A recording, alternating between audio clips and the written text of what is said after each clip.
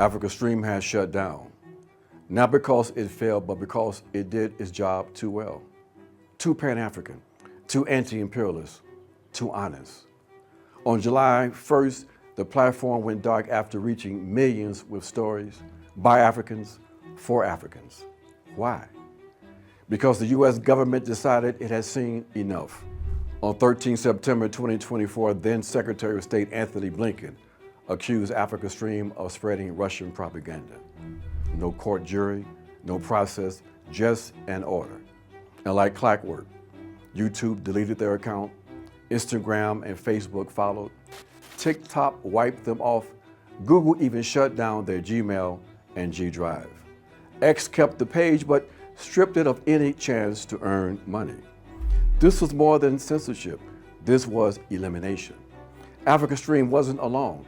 A German platform called Red was hit the same day. What was the real offense? Publishing facts that the U.S. media won't touch? Like this report here. Every U.S. president, Democrat or Republican, has bombed Somalia. That's not opinion or Russian propaganda. That's part of the historical record. But when AfricanStream reported it, Voice of America called it false. False or inconvenient? Because when journalism exposes the empire, it becomes a threat. AfricanStream told African stories from African soil. They reported from Sudan, Somalia, and the Congo, and on Palestine. They refused to parrot Washington or Brussels, and they built a massive audience doing it. But in an empire, truth is dangerous.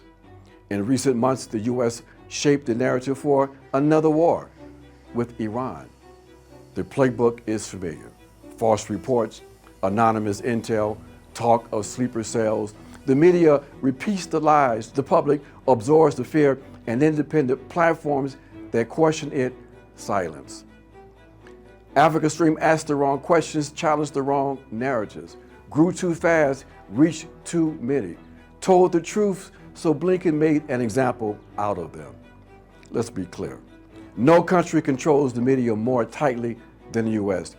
Every war gets the same media script, approved by the State Department, narrated by CNN, the New York Times, and when they say state-controlled media, they want you to look elsewhere. But look at the U.S. That's what real state control looks like, silencing the journalists who won't play it wrong. AfricanStream may be gone, but their journalism mattered, and it still does. Because when you speak for the continent, when you center African dignity, truth, and liberation, you don't just tell stories, you make powerful enemies.